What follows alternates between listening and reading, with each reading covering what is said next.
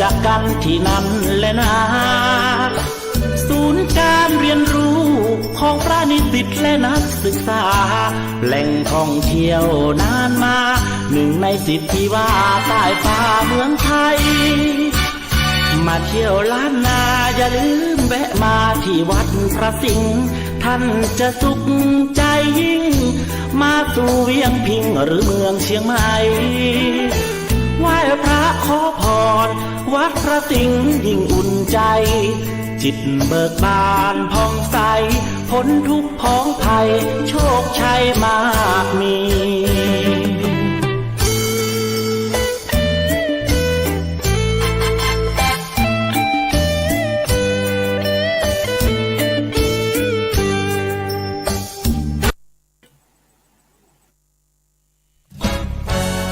ทำเป็นทีมสถานีธรรมะออนไลน์ขอเชิญติดตามชมรายการธรรมสากัจฉา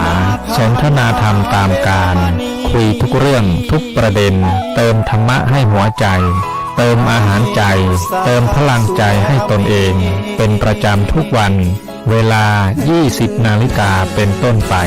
โปรดกดปุ่มติดตามและกด Subscribe เมื่อทำเป็นทีมมาเราจะได้พบกันเพื่อรับฟังสารธรรมข้อคิดดีๆมากมายรับบุญง่ายๆด้วยการกดแชร์เผยแพร่เป็นธรรมทานสัพพทานังธรรมทานังชินาติการให้ธรรมะย่อมชนะการให้ทั้งปวง1 แชร์ 1 บุญมีค่าเท่ากับเผยแผ่ธรรมะให้กว้างไกลแชร์ไปมากยิ่งได้บุญมากเป็นการเปิดโอกาสให้คนได้รับฟังธรรมพบปัญญามีความสุขพ้นจากทุกข์ด้วยการฟังธรรมะมาทวงคำมันหมู่บ้านศีล5ถือเป็นพันธะ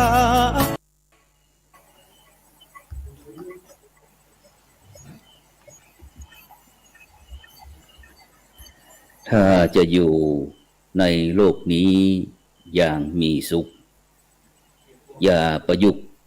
สิ่งทั้งของเป็นของฉันมันจับสุมเฮากระบาลตั้นตั้งวันต้องปล่อยมัน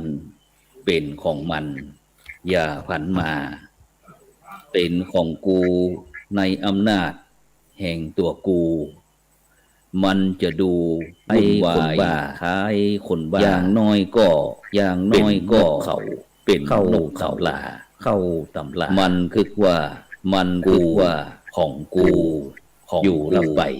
อยู่ลำไปเพราะว่าธรรมสวัสดีครับเพราะว่าธรรมสวัสดีกับบรรดาท่านแล้วก็ท่านผู้ชมแล้วก็ท่านทุกผู้ชม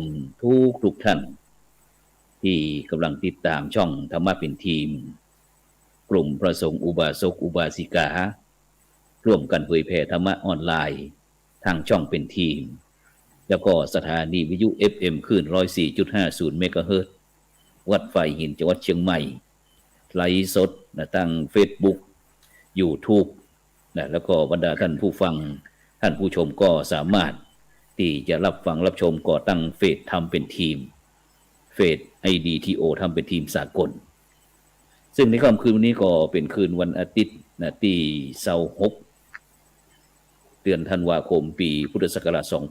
2564เก้ากับผมอัตมภาพพระครูโสพลปริยัติก็ได้นำรายการเห็นธรรมเห็นเราเห็นเราเห็นธรรมมาพบมาปะมาเอิ้นมากล่าวกับบรรดาท่านผู้ฟังแล้วก็ท่านผู้ชมเป็นประจำทุกคืนวันอาทิตย์เนาะเวลาก็ตั้งแต่20 ทุ่มเป็นต้นไป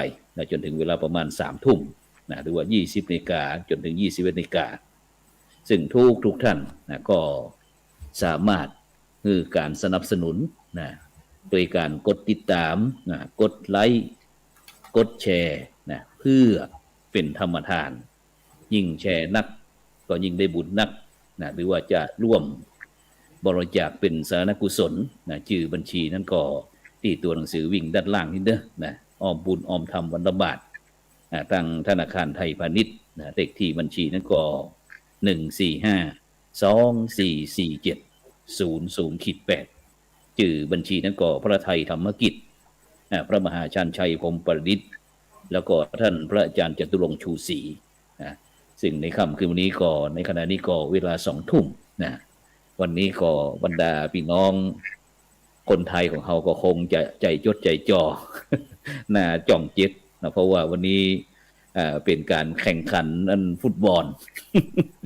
เป็นการแข่งขันฟุตบอลแข่งฟุตบอลอันรอบรองชนะเลิศรองชนะเลิศนะครับเป็นรอบรองชนะเลิศซึ่งก็จะเป็นนั่น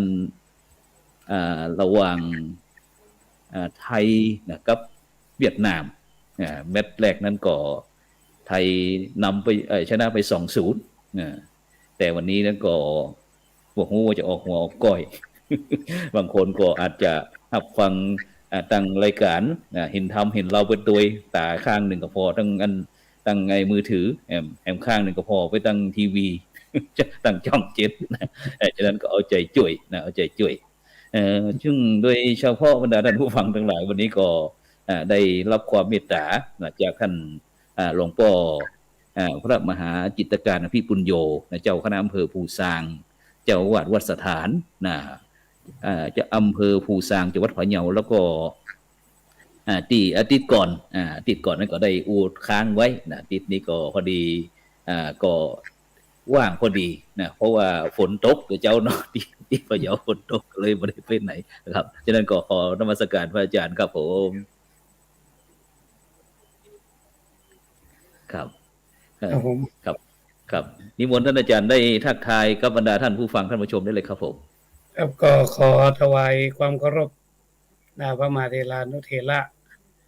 ทุกรูปที่เคารพอย่างสูงนะครับแล้วก็ขอเจริญพรเจริญสุขคณะสัทธาสาธุชนนั้นผู้ฟังรายการเห็นธรรมเห็นเราเนาะเห็นเราเห็นธรรมทุกท่านครับซึ่งโดยเฉพาะวันนี้แต่เจ้านี้ผมเดินทางมาตอนวันนี้ออกอากาศวันนี้ผู้ดำเนินรายการออกอากาศอยู่ที่วัดอินทปัญญารามบ้านกองฝายหมู่ที่12ตำบลบ้านปิ่นอำเภอรองจังหวัดแพร่เพราะว่าเจ้าได้เดินทางจากจังหวัดเชียงใหม่มาที่เมืองแพร่ก็ใช้เวลา2 ชั่วโมงพอดีในช่วงระหว่างที่รอยขุนตาลที่อำเภอห้างชัดแล้วก็ที่อุทยานแห่งชาติเวียงโกไสระหว่างจังหวัดลำปางแล้วก็อำเภอแม่ทะแม่ทะกับอำเภอรองวังชิ้นฝนตกครับอาจารย์ก็เลยทำให้อากาศนั้นเย็นลงสักหน่อยวันนี้ครับแล้วที่เป็นพะเยาเป็นจะได้พ่องเข้าท่านอาจารย์ครับที่ภูซางครับตะวันนี่ก็มีพายุฝนเข้าเนาะเมื่อคืนประมาณเต่งป่ายเนี่ยพระน้อยคนเต้นกันจนพระบททันเนาะฝนลงขนาดนักฝุ่นละลายพอดีช่วงนี้ทางโรงเรียนมุ่งชุมวิทยาได้จัดโครงการปฏิบัติธรรมธุดงค์ทุกขมูลซึ่งเป็นกิจกรรมประจำปีน้อมถวายเป็นพระราชกุศลแด่รุ่นเก่ารัชกาลที่9เนาะปกติก็จะทำในวันที่1ถึงวันที่5ธันวาครับแต่ปีนี้ก็มีปัญหาว่าในเวลาดังกล่าวเนี่ยทางพี่น้องชาวบ้านอยู่ในช่วงเก็บเกี่ยวผลผลิตเนาะถ้าเราไปทำครับผมจะลำบากนะครับก็คือพี่น้องชาวบ้านบ่ว่างกันตอนนี้ก็มาทำใกล้ๆสิ้นปีนอกจากนั้นทางคณะสงฆ์อำเภอภูซางเนี่ยถ้าบ่มีปัญหาเรื่องโควิดเนี่ยเพิ่นก็จะมีกิจกรรมตักบาตร2แผ่นดินทุกปีเนาะเขาก็เลยเอาอันนี้มาเข้ากับในช่วงวันที่25ถึงวันที่30ในวันที่30ก็จะมีสามเณรทั้งหมดเนี่ยไปร่วมบิณฑบาตซึ่งก็เรียกว่ามันนั้นเป็นช่วงเปลี่ยนผ่านประจวบเหมาะระหว่างส่งท้ายปีเก่าต้อนรับปีใหม่ครับจำนวนนักเรียนครับท่านอาจารย์ครับจำนวนนักเรียนของเราที่เข้าลูกข้อมูลนั้นจำนวนประมาณแต่คือครับผมตอนนี้ก็ตัวเต็มๆก็ประมาณ90ลูกครับผม90ลูกนะครับแต่คือนี่ฝนเทวดาก็เลยมาทดสอบนะครับเนาะทดสอบบารมีน้องเนรลูกเนร ขนครัวเข้าสลาแทบหมดตอนนี้ แล้วก็อันการคบการฉันครับท่านอาจารย์ครับไอการ ครับ คบการ ก็ ฉัน ได้ ของ รับความเมตตานะจากเจ้าคณะพระสังฆาธิการเนาะมารวม ครับ เป็น ผม เจ้าภาพนะโดยเฉพาะ อืม คณะสงฆ์อำเภอภูซางนะครับ ครับ หลวงพ่อเจ้าคณะตำบลก็มารวมเป็นเจ้าภาพแล้วก็มีศรัทธาญาติโยมสายบุญโดยเฉพาะที่ผ่านทางเฟซทางไลน์เนาะเฟซเจริญธรรมนำบุญเนี่ยก็มีญาติโยมจากกรุงเทพพ่องชลบุรีพ่องนนทบุรีพ่องต่างๆเข้ามารวมเป็นเจ้าภาพเรียกว่ามีเจ้าภาพภัตตาหารครบทุกวันนะครับผม ครับ ส่วนต่างที่เป็นรวมบริจาคมาก็จะเป็นจตุปัจจัยเป็นเครื่องใจไม้สอยต่างๆอำนวยความสะดวกครับผม ครับผมอืมตะกี้นั้นท่านอาจารย์ได้อูค้างไว้เกี่ยวกับว่าตะกี้นั้นอันเกี่ยวกับอันตักบาตร2แผ่นดินครับอาจารย์มันเป็นจะได้ครับ ตักบาตร2แผ่นดิน คือทางอำเภอภูซางนี่จะมีชายแดนติดต่อกับพี่น้องทางสปป.ลาวเนาะคือ ครับ ตีด่านปางมอนครับคือแขวงชัยบุรีครับผม อ๋อ และ ค ที รับ นี้ทางเป็นมีการเปิดด่านถาวรละตีอันบ้าน ครับ ฮวกก็ บ้านฮวก พี่น้อง2แผ่นดินเนี่ยก็คือเดินทางมาค้าขายติดต่อกันอยู่ตลอดนะครับเนาะ ครั ก็ บ เลยจัดให้มีกิจกรรมตักบาตร2แผ่นดินมาก็ได้ถ้านับถึงวันนี้ก็เกือบจะ10กว่าปีอะครับผม โอ้ 10 ครับ กว่าปี ตัวนี้แบบบ่ จาก ใช่ เล็กๆ น้อยครับ จากเล็กๆจนเป็นเกือบจะว่าระดับจังหวัด อืม เดี๋ยวนี้ก็เลยว่าในกรุงเทพกรุงนาเปิ้นก็มาร่วมนักครับผม โดยเฉพาะตั้งแต่ปี60 61 62ก่อนที่จะมีโควิดเข้ามานะครับเลยระงับไป ครับผมอ๋อครับเสียดายเนาะเสียดายอันนี้โอ้ครับ โดยเฉพาะอากาศที่อันภูซางเขาก็กำลังเย็นสบายเลยฝนตกไปเนี่ยปะอันนี้ปะโทนะครับ เศรษฐกิจคงจะฟู่ฟ้านะครับ ครับคือคนกรุงเทพจะมันนักขนาดครับ เพราะว่ามัน ครับ มันมีอันซีนหลายที่ครับโดยเฉพาะที่ภูซางนี่จะมีจุดท่องเที่ยวก็คือน้ำตกภูซางซึ่งเป็น ครับ น้ำตกอุ่นแห่งเดียวของประเทศเนาะ ครับผม แล้วก็มีชายแดนไทยลาวแล้วก็จะมีภูจิฟ้าซึ่งเป็นที่ท่องเที่ยวที่ก็เฮาเป็นที่ท่องเที่ยวที่ลือชื่อแต่เนาะ ครับแม่นครับแม่น ครับผม ครับนอกนั้นก็ยังมีอันอย่างก็ที่อันไหนๆเขาก็อู้มาถึงอันเรื่องเกี่ยวกับเรื่องการนั้นท่องเที่ยวนะครับ อยากจะให้อาจารย์ได้อู้ถึงแหล่งท่องเที่ยวในจังหวัดพะเยาในครอบจังหวัดพะเยาเลยครับนี่มนต์ คือ กับ ใน เพื่อ จังห ที่ วัดพะเยาเนี่ยมันยังการท่องเที่ยวในจังหวัดพะเยาเนี่ยเฮาถ้ามองดูแล้วจังหวัดพะเยานี่เป็นจังหวัดที่มีชนกลุ่มชาติพันธุ์นักนะครับเนาะบ่ว่าจะเป็นไทยลื้อไทยอีสานไทยโยนแล้วก็พี่น้องชาวเขาบ่ว่าจะเป็นกะเหรี่ยงเย้าม่งเนาะหลายๆเผ่า ครับผม ฉะนั้นครับการที่เข้ามาท่องเที่ยวเนี่ยก็จะมาตึงในเรื่องของวิถีชีวิตเนาะ ครับ สำหรับแหล่งท่องเที่ยวทั้ง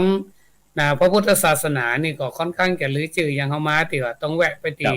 วัดพระเจ้าตนหลวงเนาะ ครับครับวัดเจ้าตนหลวง พระเจ้าตนหลวงครับ วัดอนาลโยแล้วก็มีพิพิธภัณฑ์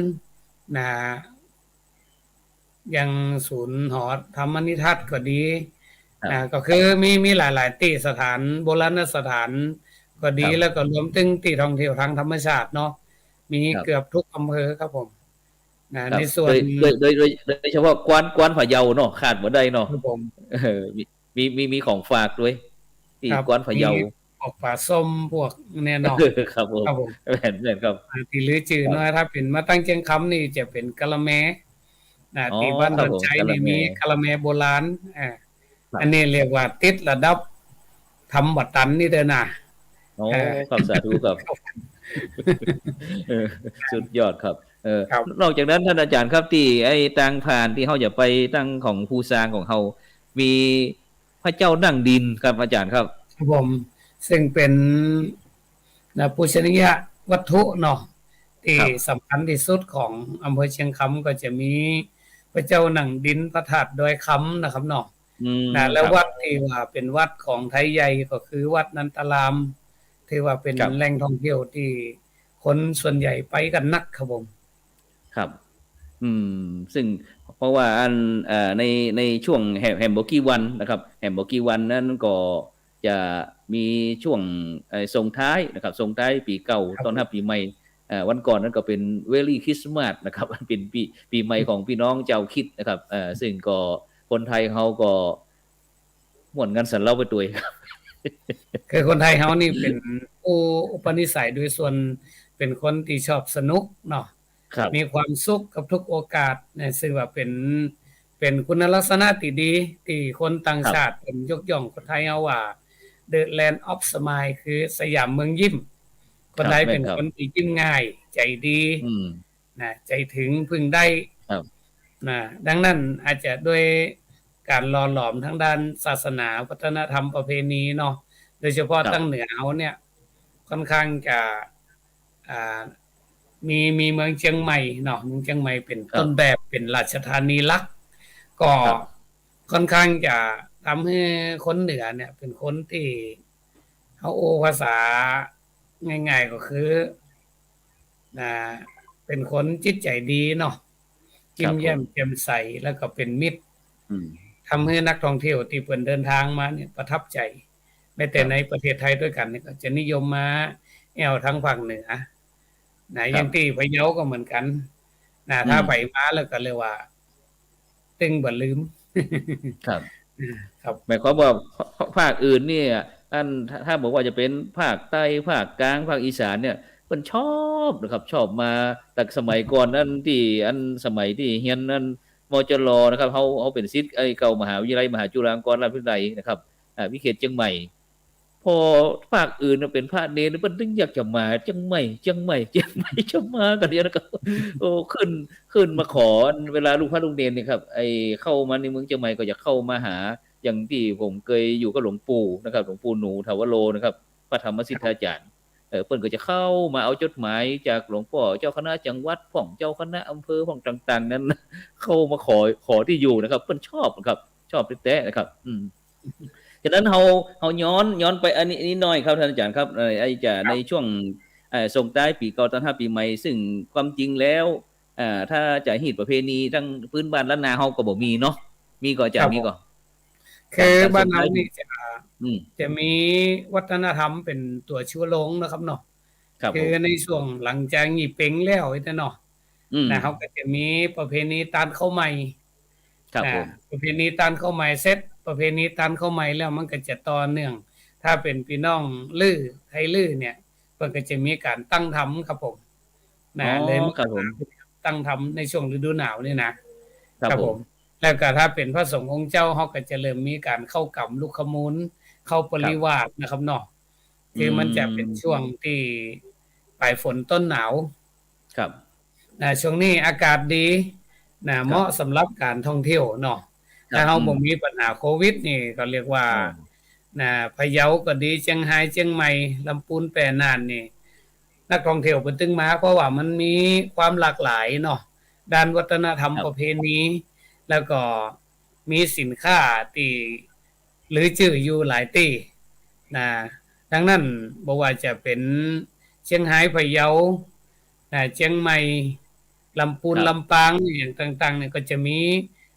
สินค้าเป็นที่นิยมสะสมของนักท่องเที่ยวมากันนักกันหลายเนาะ ครับฉะนั้นท่านอาจารย์ครับในช่วงจะเพราะว่าพี่น้องอู้ง่ายๆก็คือพระพุทธศาสนาเฮานี่ก็ปรับตัวเจ็ดเวยเหมือนครับเนาะว่าการส่งท้ายปีเก่าต้อนรับปีใหม่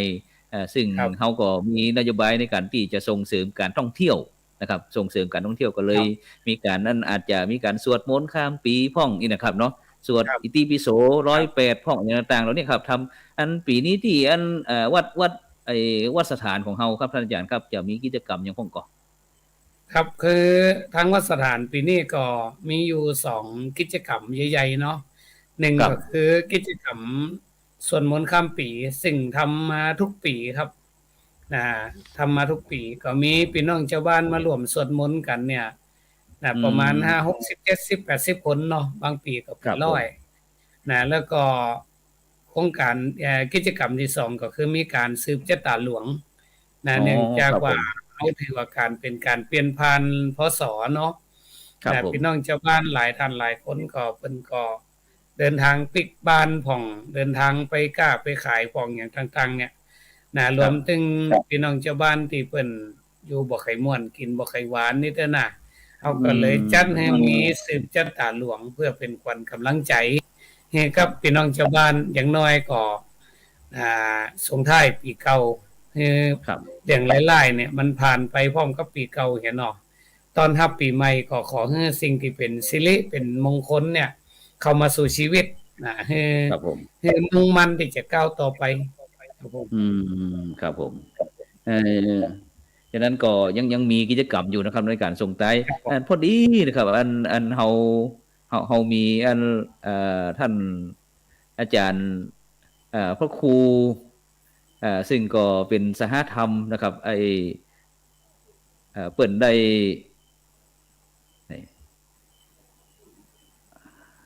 นี่ครับนี่เป็นของท่านอาจารย์พระครูโพธิวีรคุณนะครับเจ้าคณะอำเภอปทุมรัฐนะครับวัดโพธิการามจังหวัด101ครับ101พอเพิ่นอยากจะให้อาจารย์ได้เขียนลายนี่ของลืมหรือยังยังเขียนอยู่ครับผมครับด้วยครับนี่ก็ท่านครับบอกว่าสวัสดีปีใหม่นะครับ2565แฮปปี้นิวเยียร์อายุวันโนสุขังพลังนะครับวัดโพธิการาม101นะครับนี่ก็ต้องขอบคุณนะครับอนุโมทนาท่านอาจารย์หลวงพ่อพระครูโพธิวีรคุณนะครับเจ้าคณะอำเภอปทุมรัฐนะครับจังหวัด101ของเฮานะครับซึ่งก็วันนี้ก็คงจะยิ้มมีความสุขครับเพราะว่าหูปนี้ได้รสชาติชีวิตช่วยวิจารณ์น้อยหนึ่งอาจารย์ช่วยให้กำลังใจเพิ่นน้อยหนึ่งครับผมครับก็เป็นแนวคิดดีๆนะครับเนาะก็คือ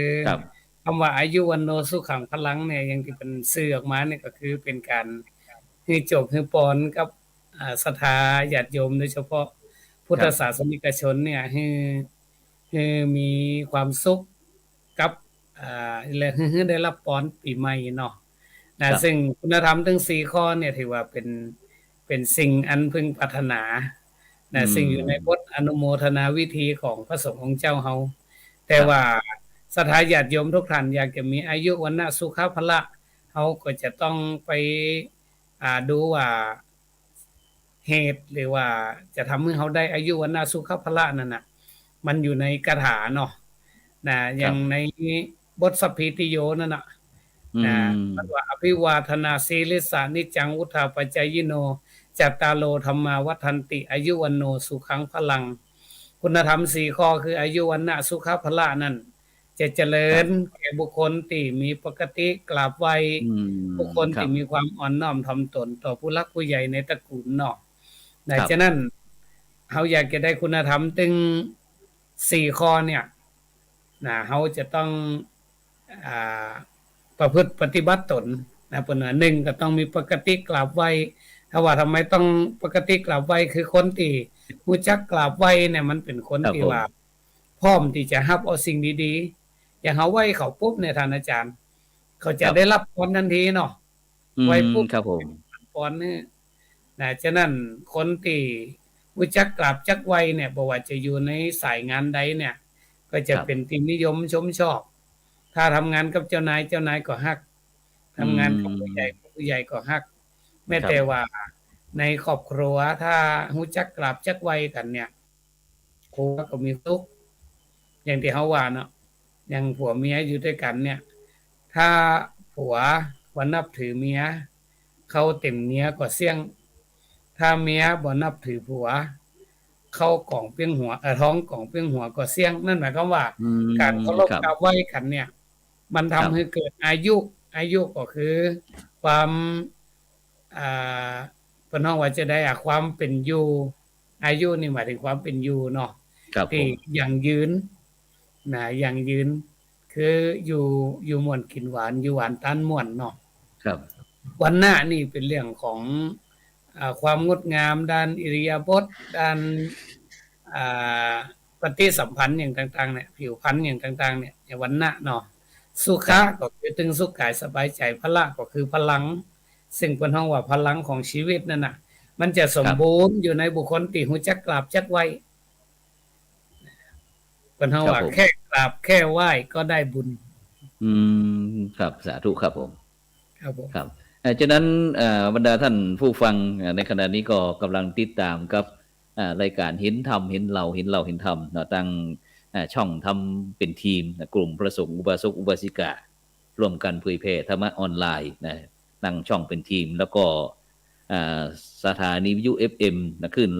104.50 เมกะเฮิรตซ์นะวัดฝายหินนะจังหวัดเชียงใหม่ไลฟ์สดตั้ง Facebook นะ YouTube นะซึ่งบรรดาท่านผู้ฟังก็สามารถที่จะส่งข้อความเข้ามาเด้อนะเขาส่งข้อความเข้ามานะต้องขอบคุณอนุโมทนาทุกท่านนะที่ได้เป็นกำลังใจกันนะโดยเฉพาะเจ้าของภาพก็บอกว่าขอบคุณมากครับผมนะครับสาธุนะครับท่านอาจารย์พระครูโพธิวีรคุณนะครับหลวงพ่อเจ้าคณะอำเภอปทุมรัฐนะครับเจ้าอาวาสวัดโพธิการรามนะครับอำเภอปทุมรัฐจังหวัด101นะครับสหธรรมของเขานะครับที่คอยคือเป็นกำลังพิจัยกันตลอดเวลาครับซึ่งสักวันหนึ่งก็คงจะได้มีโอกาสนะครับนำท่านอาจารย์หลวงพ่อเจ้าคณะอำเภอปทุมรัฐนะครับมาจากันนะครับฉะนั้นบรรดาท่านผู้ฟังทั้งหลายนะหลายท่านหลายคนก็จ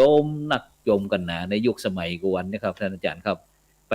ตังปุ้นถามมันนะครับบ่มีใครมีความสุขก็ยิ้มหันแม้แต่ยิ้มนะครับหันยิ้มแย้มแจ่มใสหัวเราะใครหัวกันจนขึ้นลงครับสอบถามไปยังถามมันก็ยังตุกนะครับฉะนั้นนะครับในยุคสมัยปัจจุบันในยุคโลกาภิวัตน์นะครับอันท่านอาจารย์หลวงพ่อเจ้าคณะอำเภอนะครับท่านอาจารย์มหาจิตการครับอยากจะแนะนำในการดำเนินชีวิตของพี่น้องประชาชนโลกเขาเนี่ยบอกว่าจะเป็นพูดคิดอิสลามอย่างต่างๆเขาจะดำเนินชีวิตจะได้ให้มันมีความสุขครับผมครับจริงๆความสุขเนี่ยมันเป็นเรื่องไกลตัวเนาะเพียงแต่ว่าเฮามักจะคิดว่ามันเป็นเรื่องไกลตัวเฮาวิ่งเข้าหาความสุขเหมือนไล่จับเงาคือมันเหมือนกับเฮาจะบ่มีความสุขเลยที่แท้ความสุขมันอยู่ที่ตัวเฮานี่เองในทางพระพุทธศาสนาเนี่ยพระพุทธเจ้าก็ได้ให้ธรรมะเนาะสิ่งที่ทำให้เฮามีความสุขเนี่ยนะอยู่ที่ว่าเฮาจะเลือกมาปฏิบัติใดจะใดนะซึ่งวันนี้ก็คงจะฝากศรัทธาพี่น้องไว้4ข้อเนาะครับผมข้อที่1ก็คือให้มองโลกในแง่ดีข้อที่2คือมีความเมตตาข้อที่3บ่ให้ริษยาภัยและข้อสุดท้ายเนี่ยให้อภัยซึ่งกันและกันสิ่งคุณธรรมทั้ง4ข้อเนี่ยมันจะทำให้เฮายิ้มได้มันจะทำให้เฮามีความสุขอย่างข้อที่1เนี่ยถึงวันเนี่ยเพิ่นว่ามองโลกด้านดีมีผลมองคนอื่นดีมีค่าปลูกใจให้เกิดศรัทธาตั้งหน้าทำดีมีคุณมองโลกด้านร้ายกลายกลับใจรับแต่เรื่องเคืองคุณ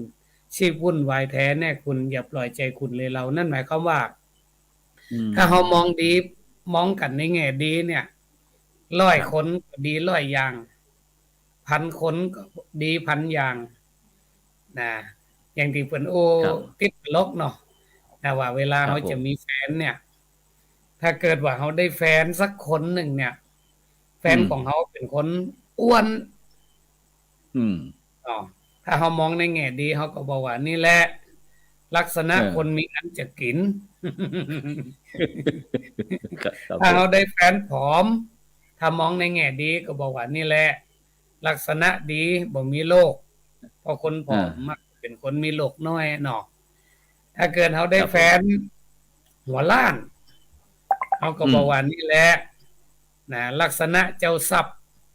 เพราะคนหัวล้านเนี่ยตัวอย่างขุนช้างเนาะเป็นเศรษฐีครับผมที่มีเงินนักหรือว่าถ้าเฮาได้แฟนตาเลเฮาก็มองในแง่ดีว่านี่แหละเวลามองอย่างมีศิลปะครับผมคนตาเลนี่ไปอยู่ต่ำห้างนี่จะดีนะขโมยขโจรนี่จับทิศทางบ่ได้เขามองซ้ายอาจจะมองขวาเขามองขวาอาจจะมองซ้ายคือจับทิศทางบ่ได้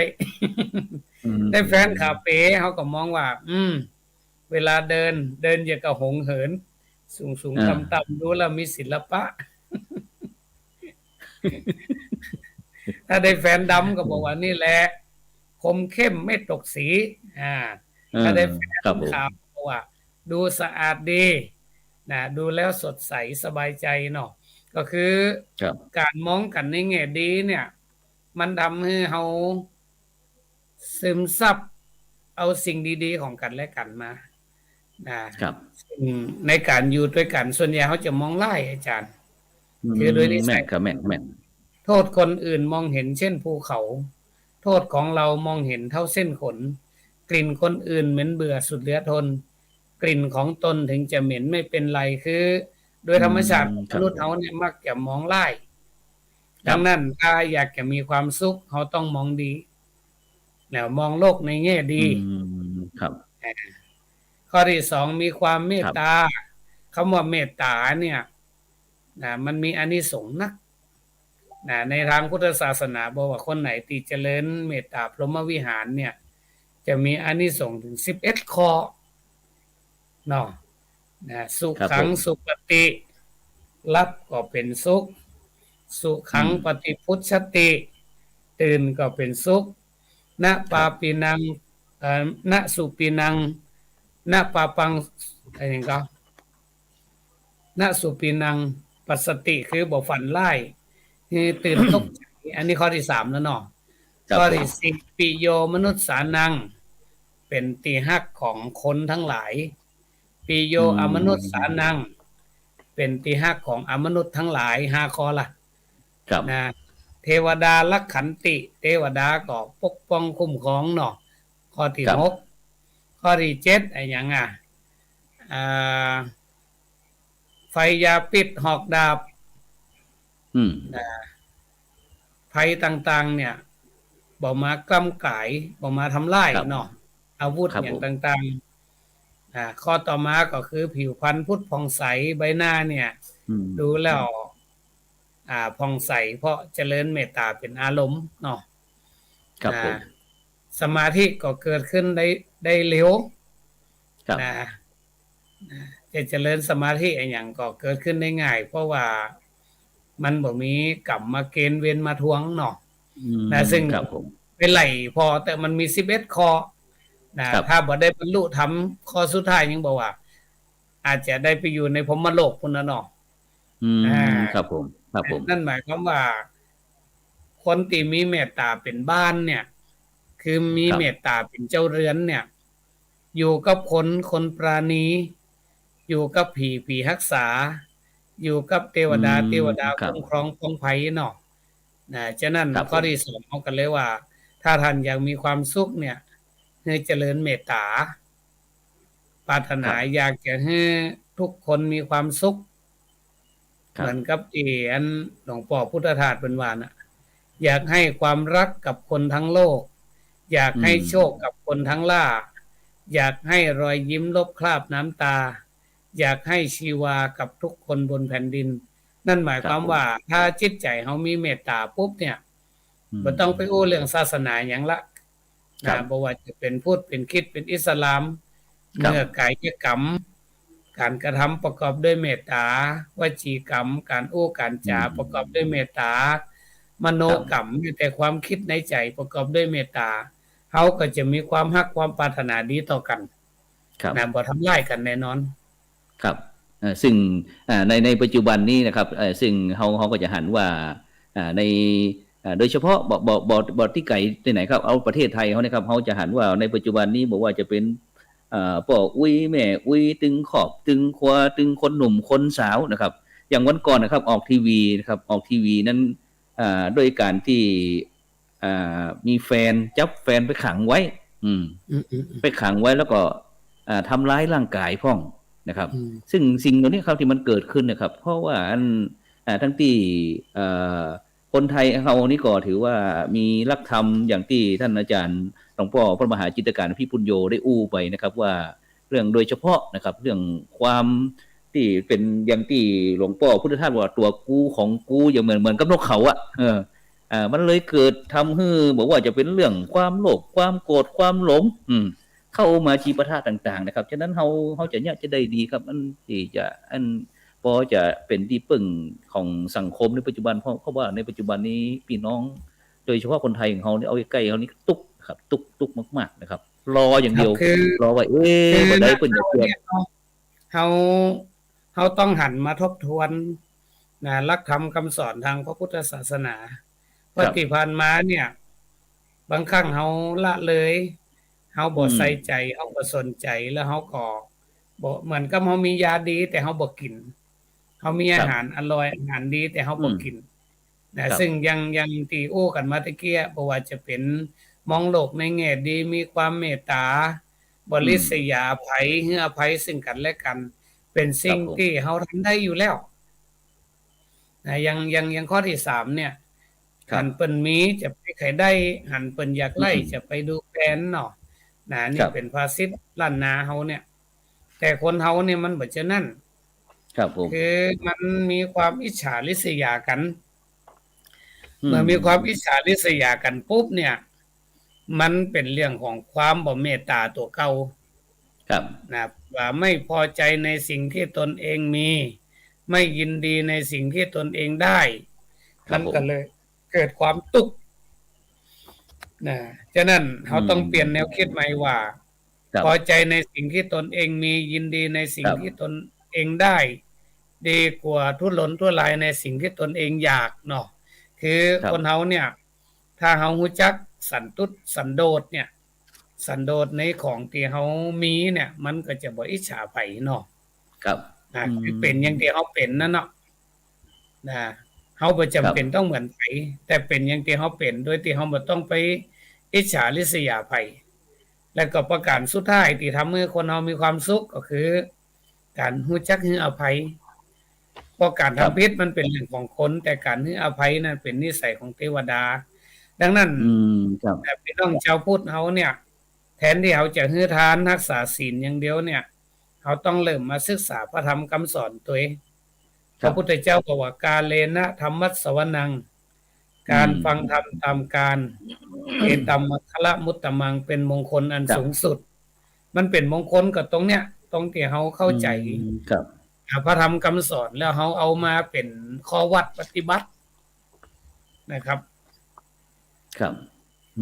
าจารย์เคยได้ศึกษาเกี่ยวกับเรื่องพระอินทร์ก่อนจะได้ครับอาจารย์ครับบอกเคยได้ยินจ้ะครับลองอู้ฟังสักหน่อยครับในธรรมบทเนี่ยเนาะเปิ้นอู้ถึงพระอินทร์หรือว่าเท้ามัคควานหรือว่าเท้าสาสเนตหรือว่าเท้าสักกะ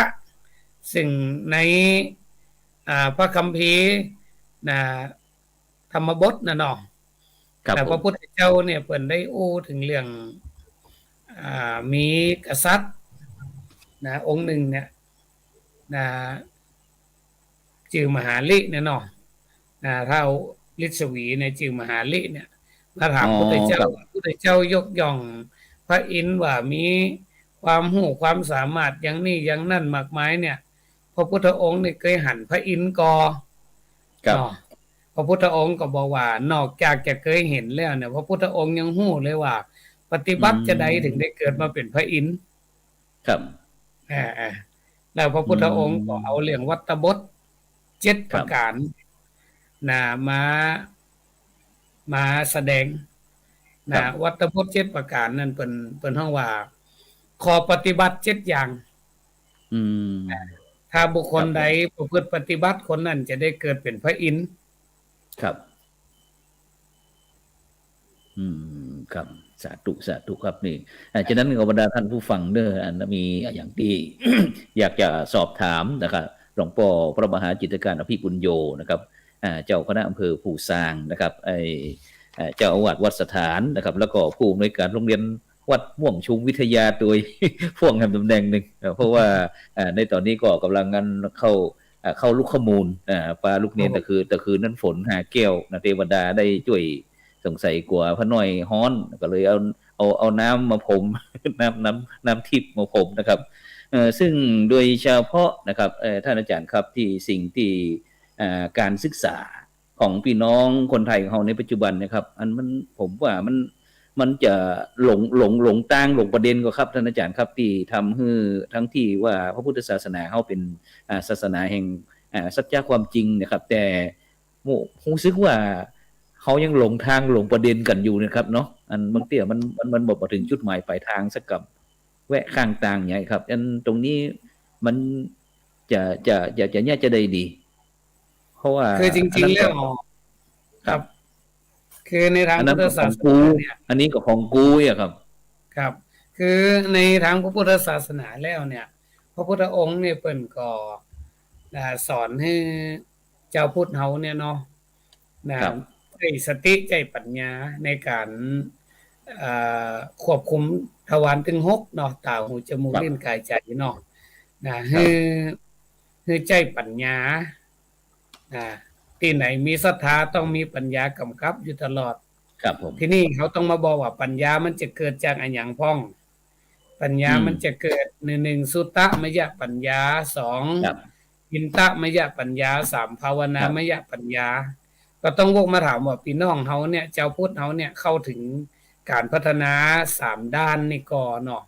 อย่างสุตตะมยปัญญาเนี่ยเกิดจากการฟังเรียกว่าเรียนจากดูตำรับสดับปาฐะเอาเข้าแต่เจ้าพุทธเฮาเนี่ยเฮาบ่ใครชอบฟังเทศน์ฟังธรรมต่อใดเนาะเฮาบ่ใครชอบฟังเทศน์ฟังธรรมแสวงหาความรู้ซึ่งมันเป็นวิธีที่ฟังคำสั่งศาลฟังเทศน์บ่ใครฟังคำสั่งศาลครับคือเฮาบ่ชอบศึกษาหาความรู้นั่นเองข้อตัวแรกเนี่ยสุตตมยปัญญาเนี่ยเมื่อเฮาขาดข้อที่1ปุ๊บข้อที่2เฮาก็ขาดไปด้วยนั่นก็คือจินตามยปัญญาสิ่งที่เฮาอ่านสิ่งที่เฮาฟังสิ่งที่เฮาสัมผัสอะไรอย่างก็ตามนะในอายตนะ12เนี่ยเนาะครับผมว่าจะเป็นอายตนะภายในอายตนะภายนอกเนี่ยเฮาบ่เอามาคิดบ่เอามาวิเคราะห์ว่าอันไหนเป็นบาปอันไหนเป็นบุญอันไหนเป็นคุณอันไหนเป็นโทษอันไหนเป็นประโยชน์อันไหนบ่เป็นประโยชน์เฮาบ่ได้คิดบางครั้งเฮาทำไปอย่างเดียวเอาเปิ้นว่านั่นน่ะคือเปิ้นอยากจะได้กับตัวเองเปิ้นไปเหมือนกับสังคมตีถึงวันเนี่ยถ้าเปิ้นด่าก็ด่าด้วยเปิ้นบางครั้งเฮาก็บ่ฮู้ว่าอันใดถูกอันใดผิดเพราะว่าเฮาขาดปัญญาระดับที่2ก็คือจินตามยปัญญาคือคนก็ชอบคิดบ่ให้คิดบางคนบอกคิดแล้วปวดหัวนะแล้วบ่คิดสักอย่างครับผมแล้วก็ข้อสุดท้ายเนี่ยยิ่งนักเลยภาวนามยปัญญาเกิดจากการอบรมอินทรีย์เกิดจากการปฏิบัติเอาอาจารย์ลงว่าแล้วใน3อย่างเนี่ยเจ้าพุทธเฮาเข้าถึงก็ครับพระพุทธยังสะดุดแค่ทองคำกราบพระธรรมยังขยำแค่คัมภีร์ใบลานกราบพระสงฆ์ยังไปถูกแค่ลูกชาวบ้านเพราะอย่างเพราะว่าการพัฒนาถึง3ด้านเฮาเนี่ยไปบ่ถึงไหนเลยเฮาไปประเทศพม่าเนี่ยเขาจะหันเปิ้นขึ้นป้ายว่าจะมีพระองค์นั่นมาเทศจะมีพระองค์นี้มาเทศวันนั้นวันนี้แต่มาพอป้ายโฆษณาบ้านเฮาเขาก็ถ้าบอกงานฉลองงานปล่อยงานปลุกเสกพระเครื่องการเป็นล้วนแต่เป็นเรื่องของการสร้างศรัทธาส่วนใหญ่แต่ว่าการสร้างปัญญานี่มีน้อยอย่างอาจารย์ลองดูเฮามาสนทนาธรรมกันเนี่ยเฮาพอจำนวนคนฟังเด้อน่ะคนพอเนี่ยมันจะน้อยครับผมเพิ่นว่าคนเฮาส่วนใหญ่เนี่ยเฮาบ่ค่อยยอมรับความจริงครับผมถ้าอู้เรื่องความจริงแล้วคนจะหนีหมดเลยรับไม่ได้เนาะครับผมคนเฮาชอบในสิ่งที่อู้ง่ายๆก็คือไอ้ที่มันจะจวนให้หลงเนี่ยเฮาชอบครับเพิ่นถึงบอกว่าเมาลาภย่อมโลภละโมบมากเมาราคะลุ่มร้อนบ่หอนหายเมายศลืมไม่เห็นตายเมากายลืมแก่เป็นแน่นอนเมาชีวิตคิดยังตั้ง100 ปีทำกะลีบาปกรรมกลัวทำไมเมาฝันสรรเสริญเจริญไปขออะไรหยิบให้ไม่เนิ่นนานอันเมาเหล้าเมายาเวลามีสมฤทธิ์ดีสั่งเมาดังกล่าวขานอันเมาหกที่ยก เปรียบปานเหมือนประจานพวกเราผู้เมาไม้คือเฮามักจะเมาอ่ะ ครับ โดยเฉพาะเมาฝันสรรเสริ เมา ญเนี่ย เมาหรือว่าหลงเนาะ อันเดียวกันนั่นน่ะคือ ครับผม เมา ความ ตัว เมา ลื ความ ม หล กาย ง เมากายลืมแก่คื ครับ อการหลงเนาะการ ครับ หล ผ ง ม การคืออู้ง่ายๆก็คือเฮาบอกเขานับถือพระพุทธศาสนาเหมือนกัน แต่เฮาจะไปเน้นในการพัฒนาศรัทธาอย่างเดียว ครับ พัฒนาความเชื่ออย่างเดียว อืม แต่ว่าเฮาบ่ได้พัฒนาสติปัญญา ครับ ทีนี้ศรัทธามันแห้งเนี่ยเจ้าพุทธเฮานี่ อืม แห้งจ ครับ นว่าช่วงนี้ก็ไปดูในเรื่องของดวงเมืองผ่องทำนายทายทักผ่องโหน ครั ผ่ บ องอะไรอย่างไม้เนาะแต่ ครับผม แทนที่จะมาใจสติปัญญาว่าเฮาเป็นเจ้าพุทธเด้อ ครับผม สิ้นปีแล้วเอาควรจะมาทบทวนความหลังที่ ครับ ผ่านมาเนี่ย มันดีบ่ดี อืม ระวังความผิดเมื่อเฮาฮู้ว่ามันบ่ดีแล้วเฮาก็ระวังบ่ให้มันเกิดขึ้นแหม ครับ เตือนจิตของตนก็คือบ่ต้องให้ไผมาเตือนละต้องเตือนตัวเก่าแล้วก็ฝึกฝนและพัฒนา หมายความว่าจะได้นะครับ ทันโตเศรษโธมนุษย์เสสุ พระพุทธเจ้าเปิ่นตรัสไว้ชัดเจนว่า ในหมู่มนุษย์ ผู้ฝึกตนประเสริฐที่สุด ครับ ฉะนั้นปีใหม่แล้วเฮาทุกคนก็ต้องหันมาฝึกตัวเก่า อื เนาะ ม ฝึกหูฝึกตา หูก็ต้องฟังเป็นตาก็ต้องมองเป็น ครับ เนาะคือ ครับผม พัฒนาอินทรีย์นั่นน่ะ ครับ อ่า อู้กันง่ายๆนะครับเนาะก็คือ ครับ ในปัจจุบันนี้เขาก็จะต้องหูเต่าตันนะครับเนาะในยุคในปัจจุบันจะต้องหูเต่าตันรู้เพราะว่าทุกสิ่งทุกอย่างมันมีการเปลี่ยนแปลงอยู่ตลอดเวลานะครับเนาะ ครับ แม้กระทั่ง คือ โดยเฉพาะ กฎหลัก ในปัจจุบันนี้ครับ ครับผม ครับท่านอาจารย์ครับพอดีวันก่อนผมได้รับโทรศัพท์นะครับ จากหลวงพ่อพระครูสถิตธรรมาภิรักษ์นะครับมันเปิ้นบอกว่าพระครูช่วยเป็นสื่อกลางกำหนึ่งพอดีมีโยมเป็นว่ามีเจตนาโยมตั้งลูกศิษย์เปิ้นบอกว่าอยากจะคือนำสิ่งของไปแจกที่โรงเรียนแม่สเตย์โรงเรียนแม่สเตย์อำเภออมก๋อย นี่นะครับพอดีก็เลยโทรประสานไปนะครับ ก็มานึกถึงนะครับ เพราะว่ามันมีข้อมูลกองทุนนะครับ เพื่อความเสมอภาคทางการศึกษาครับ ซึ่งอาจารย์นั้นโดยเฉพาะนะครับ10 จังหวัดนะครับ ที่มีนักเรียนยากจนมากที่สุด ปี2564นะครับภาคเทอม1นี่เนาะภาคเรียนที่1ครับ ครับ อาจารย์ว่าอันเชียงใหม่ของเฮานี่จะติด1 ใน 10กว่าครับตามความคิดเห็นอาจารย์ ก็ว่า มี นะ นักเรียนยากจนมากที่สุด ในอันดับ10ใน10เนี่ย ติดก่อ มันในใจนะมันใกล้พันธงลงไปนะ ว่าจะมี ค นั รั ก บ ที่สุดก็คือจริง ๆ แล้วละออนอยากจนบ่อยากจนเนี่ย มันมองดู ครับ เศรษฐกิจมวลรวมของประเทศเนาะณเวลานี้ ครับ ผมว่าเกือบจะทุกจังหวัดนะครับ ครับ ประสบปัญหาความทุกข์ยากลำบากหมดเพียงแต่ว่า อืม เขาจะเข้าถึงหรือไม่เท่านั้นน่ะ ครับ แต่อยัง ผม เวลาเขาจะเอาของไปแจกนะคือแจกตัวใดก็บ่พอจัด ครับผม ครับเขาอาจจะเฟ้นว่าไปบนเขาบนดอย แต่จริงละออนพื้นราบเขาก็ลำบากเหมือนกัน ครับ นะครับ อย่างทุกปีเนี่ยผมก็จะมีแจกผ้าห่มเนาะในปีนี้ก็เตรียมไว้เหมือนกันนะก็คือจะเอาไปตามโรงเรียนถือโอกาสไปแนะแนวละออนบทเรียนด้วยก็เอา ครับสาธุครับ ไปแจกแต่เขาจะให้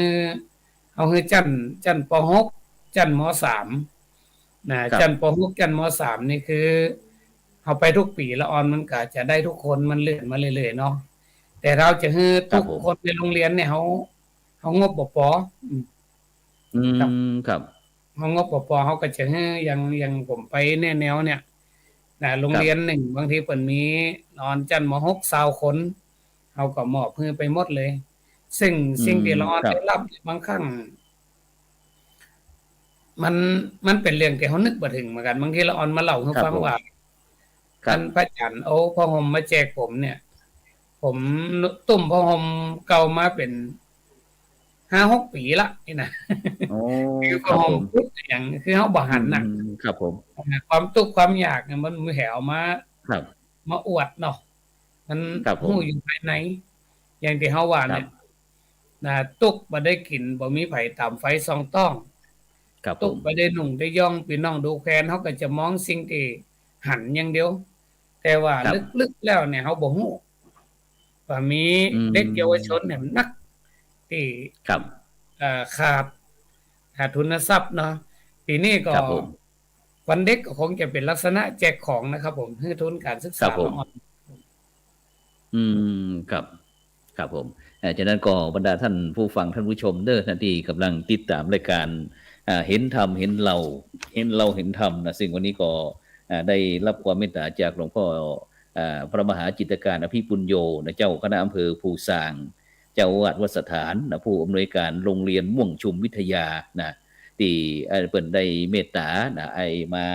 กล่าวนานาสาระธรรมะขององค์พระสัมมาสัมพุทธเจ้านะเพื่อที่จะมาเป็นกำลังอกกำลังใจให้กับบรรดาท่านผู้ฟังนะที่กำลังเจอสถานการณ์ยุค New Normal นะซึ่งทุกคนได้รับผลกระทบเหมือนกันนะฉะนั้นก็หลวงพ่อเปิ่นก็บอกว่า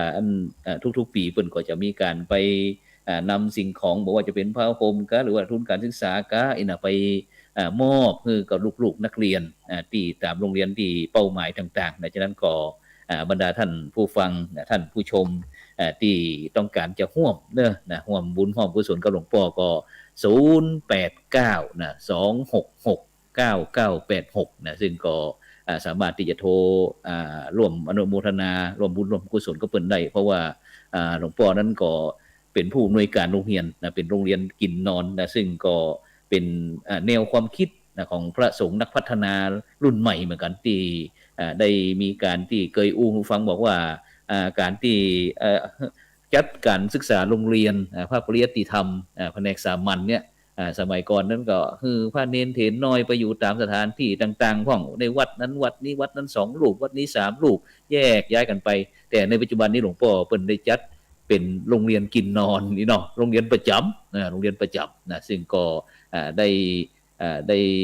ด้มีโอกาสประชาสัมพันธ์ให้กับบรรดาท่านผู้ฟังท่านผู้ชมไปก็ซึ่งก็มีหลายท่านที่ได้ร่วมบุญอนุโมทนาฉะนั้นก็ในช่วงสุดท้ายครับหลวงพ่อครับอยากจะให้ท่านอาจารย์หลวงพ่อเจ้าคณะอำเภอได้คือศีลคือปอนนั้นเทศกาลส่งท้ายปีเก่าต้อนรับปีใหม่สักหน่อยครับผมก็ในช่วงท้ายปีเก่าต้อนรับปีใหม่เนาะนะก็ขออ้างเอานะคุณพระพุทธเจ้าทุกๆพระองค์คุณพระธรรมทุกๆพระองค์คุณพระสงฆ์ทุกๆพระองค์นะจงมารวมกันเป็นตบะเป็นเดชะเป็นพระวะปัจจัยเป็นอุปนิสัยดลบันดาลประทานพรญาติโยมสาธุชนทุกท่านจงประสบแต่ความสุขและความเจริญนะสิทธิกิจจังท่านจะทำกิจการงานใดก็ขอให้เจริญก้าวหน้าขออวยพรให้ประสบความสำเร็จสิทธิกรรมังทั้งกายกรรมวจีกรรมมโนกรรมขอให้ทำแต่กรรมดีนำมาซึ่งสิริและมงคลสิทธิลาภกับทุกท่านเจริญด้วยลาภยศสรรเสริญสุขในทุกสิ่งอันพึงปรารถนาชโยนิจังขอให้ท่านมีชัยชนะเหนือหมู่มารท่านจะเดินทางไปไหนขึ้นเหนือลงใต้ก็ขอให้มีโชคมีลาภพาแป้ข้าศึกศัตรูอยู่เย็นเป็นสุขในที่ทุกสถานในการทุกเมื่อเทินครับสาธุวันนี้ก็ในนามของรายการเห็นธรรมเห็นเรานะครับต้องกราบขอบพระคุณนะครับหลวงพ่อพระมหาจิตรการอภิปุญโญนะครับเจ้าคณะอำเภอภูซางเจ้าอาวาส วัดสถานนะครับผู้อำนวยการโรงเรียนม่วงชุมวิทยานะครับอำเภอภูซางจังหวัดพะเยานะครับที่ได้มาเป็นองค์ธรรมกถึกนะครับได้ได้จานำธรรมะนานาสาระธรรมะต่างๆของพระพุทธเจ้านะครับมามาจากนะครับซึ่งท่านอาจารย์มันก็บอกว่าในยุคสังคมยุคนิวนอร์มอลยุคโลกาภิวัตน์นี้ถ้าเฮาเหนื่อยก็พักนักก็ว่างก็แอว เดี๋ยวมันก็แก่ขึ้นว่านะ ฉะนั้นวันนี้เวลาหมดเวลานะครับ ขอนำรายการจากบรรดาท่านผู้ฟังไปกันนะครับ รับฝันดีมีเงินใจนะครับไร้โลคาพยาธินะครับ ไม่เจ็บไม่จนนะครับร่ำรวยทุกผู้ทุกคนสำหรับในครั้งวันนี้เขากล่าวว่าสาธุ